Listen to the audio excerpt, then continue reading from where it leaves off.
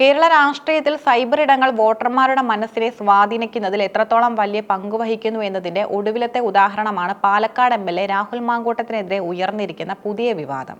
പണം നൽകി സോഷ്യൽ മീഡിയയിൽ ലൈക്കുകളും കമന്റുകളും വാങ്ങുന്നു എന്ന ആരോപണം രാഷ്ട്രീയ കേരളത്തിൽ വലിയ ചർച്ചകൾക്കാണ് വഴി തുറന്നിരിക്കുന്നത്. ഒരു വശത്ത് ലൈംഗിക പീഡന കേസുമായി ബന്ധപ്പെട്ട നിയമ പോരാട്ടങ്ങൾ നടക്കുമ്പോൾ തന്നെ മറുഭാഗത്ത് തന്റെ സോഷ്യൽ മീഡിയ ജനപ്രീതി തട്ടിപ്പിലൂടെ ഉണ്ടാക്കിയതാണെന്ന ആരോപണം രാഹുലിന് വലിയ പ്രതിസന്ധിയാണ് സൃഷ്ടിക്കുന്നത്. 2026 നിയമസഭാ തിരഞ്ഞെടുപ്പിന് മുന്നോടിയായി രാഷ്ട്രീയ പാർട്ടികൾ ഡിജിറ്റൽ യുദ്ധം മുറുകുന്ന സാഹചര്യത്തിലാണ് ഈ വിവാദത്തിന്റെ ഉദയം. രാഹുൽ മാങ്കൂട്ടത്തിൽ തന്റെ ഫേസ്ബുക്ക് പേജിലൂടെ പങ്കുവയ്ക്കുന്ന വീഡിയോകൾക്ക് അസ്വാഭാവികമായ വേഗതയിൽ റീച്ച് ലഭിക്കുന്നു എന്നതാണ് ഇടത് സൈബർ ഗ്രൂപ്പുകളെ സംശയത്തിലാക്കിയത്. വയനാട് ഫണ്ട് തട്ടിപ്പുമായി ബന്ധപ്പെട്ട് CPM ഉന്നയിച്ച ആരോപണങ്ങൾക്ക് മറുപടിയുമായി അദ്ദേഹം പോസ്റ്റ് ചെയ്ത വീഡിയോകൾക്ക് റെക്കോർഡ് കാഴ്ചക്കാരാണ് ഉണ്ടായത്. നാളെ വോട്ട് ചെയ്യാൻ പോകുമ്പോൾ ഇക്കഴിഞ്ഞ 10 വർഷം മറന്നു പോകരുതെന്ന ടൈറ്റിൽ വന്ന വീഡിയോ ഏകദേശം 20 ലക്ഷത്തിലധികം പേർ കണ്ടതായും 1,30,000-ത്തിലധികം ലൈക്കുകൾ ലഭിച്ചതായും കണക്കുകൾ സൂചിപ്പിക്കുന്നു. വയനാട് ടൗൺഷിപ്പ് വിഷയത്തിലെ വീഡിയോകളും സമാനമായ രീതിയിൽ വലിയ തരംഗം സൃഷ്ടിച്ചു. രാഹുലിന് ലഭിക്കുന്ന ഈ അമിത ജനപ്രീതി സ്വാഭാവികമല്ലെന്നും പണം നൽകി ആസൂത്രിതമായി നിർമ്മിച്ചതാണെന്നുമാണ് ഇടത് സൈബർ പോരാളികളുടെ പ്രധാന ആരോപണം. ഇതിനെ സാധൂകരിക്കുന്നതിനായി അവർ ചില വീഡിയോ തെളിവുകളും പുറത്തുവിട്ടു. രാഹുലിന്റെ പോസ്റ്റുകൾക്ക് ലൈക്ക് ചെയ്യുന്നവരിൽ വലിയൊരു വിഭാഗം തായ്ലൻഡ്, മലേഷ്യ, വിയറ്റ്നാം തുടങ്ങിയ രാജ്യങ്ങളിൽ നിന്നുള്ളവരാണെന്ന് ആരോപണമുയർന്നു.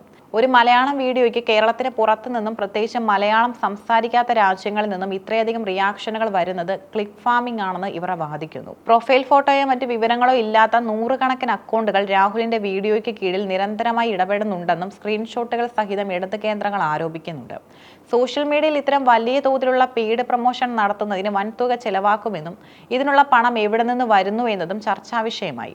ഈ വിവാദം വിരൽ ചൂണ്ടുന്നത് ആധുനിക രാഷ്ട്രീയ പ്രചാരണങ്ങളിൽ ഉപയോഗിക്കുന്ന ബോട്ടുകളുടെ സ്വാധീനത്തിലേക്കാണ്. സോഷ്യൽ മീഡിയ അൽഗോരിതങ്ങളെ കബളിപ്പിക്കാൻ പണം നൽകി വ്യാജ ഐഡികളിലൂടെ റീച്ച് വർദ്ധിപ്പിക്കുന്ന രീതി ലോകമെമ്പാടുമുള്ള രാഷ്ട്രീയക്കാർ ഉപയോഗിക്കാറുണ്ട്. ഒരു വീഡിയോയ്ക്ക് ആദ്യ നിമിഷങ്ങളിൽ തന്നെ ആയിരക്കണക്കിന് ലൈക്കുകൾ ലഭിക്കുമ്പോൾ ഫേസ്ബുക്കിന്റെ അൽഗോരിതം അതിനെ ഒരു പ്രധാന വാർത്തയായി കണക്കാക്കുകയും കൂടുതൽ ആളുകളിലേക്ക് എത്തിക്കുകയും ചെയ്യും. രാഹുൽ മാങ്കൂട്ടത്തിൽ ഈ മാർഗമാണ് അവലംബിക്കുന്നതെന്ന് CPM അനുകൂല സൈബർ ഗ്രൂപ്പുകളുടെ നിലപാട്. നിലവിൽ ലൈംഗിക പീഡന കേസുമായി ബന്ധപ്പെട്ട ആരോപണങ്ങൾ നേരിടുന്ന സാഹചര്യത്തിൽ തന്റെ പ്രതിച്ഛായ വീണ്ടെടുക്കാൻ രാഹുൽ മാങ്കൂട്ടത്തിന് സോഷ്യൽ മീഡിയയുടെ പിന്തുണ അത്യാവശ്യമാണ്. ജനങ്ങൾക്കിടയിൽ തനിക്ക് വലിയ സ്വീകാര്യതയുണ്ടെന്ന് വരുത്തി തീർക്കാനാണ് അദ്ദേഹം ഇത്തരം പെയ്ഡ് സർവീസുകളെ ആശ്രയിക്കുന്നതെന്നും രാഷ്ട്രീയ എതിരാളികൾ കുറ്റപ്പെടുത്തുന്നു. വയനാട് ദുരിതാശ്വാസ നിധിയുമായി ബന്ധപ്പെട്ട ഫണ്ട് തട്ടിപ്പ് ആരോപണം രാഹുലിനെ പ്രതിരോധത്തിലാക്കാൻ ഇടതുപക്ഷം ഉപയോഗിച്ചിരുന്നു. ഇതിനെ നേരിടാൻ സോഷ്യൽ മീഡിയയിൽ വലിയ പ്രതിരോധം തീർക്കാൻ രാഹുൽ ശ്രമിച്ചിരുന്നുവെങ്കിലും അത് ലൈക്ക് വാങ്ങിയുള്ള തട്ടിപ്പാണെന്ന ആരോപണം അദ്ദേഹത്തിന് തിരിച്ചടിയായി. ആരോപണങ്ങൾ ആഞ്ഞടിക്കുമ്പോഴും രാഹുൽ മാങ്കൂട്ടത്തിൽ ഇതിനോട് ഔദ്യോഗികമായി പ്രതികരിച്ചിട്ടില്ല. സാധാരണ ഇത്തരം സൈബർ ആക്രമണങ്ങളെ അവഗണിക്കുന്ന രീതിയാണ് അദ്ദേഹം സ്വീകരിക്കാറുള്ളത്. എന്നാൽ യൂത്ത് കോൺഗ്രസ് കേന്ദ്രങ്ങൾ പറയുന്നത് രാഹുലിന്റെ ജനപ്രീതി കണ്ട് ഇടതുപക്ഷം പരിഭ്രാന്തിയിലായിരിക്കുകയാണെന്നാണ്. മലയാളികളുടെ കടുത്ത വിദ്വേഷം ഏറ്റുവാങ്ങുന്ന പല ഇടതുപക്ഷ തീരുമാനങ്ങൾക്കും എതിരായ പൊതുവികാരം രാഹുലിന്റെ വീഡിയോകളിലൂടെ പ്രതിഫലിക്കുമ്പോൾ അതിനെ ഫേക്ക് എന്ന് മുദ്രകുത്തി രക്ഷപ്പെടാനാണ് CPM ശ്രമിക്കുന്നതെന്ന് കോൺഗ്രസ് പ്രവർത്തകർ വാദിക്കുന്നു.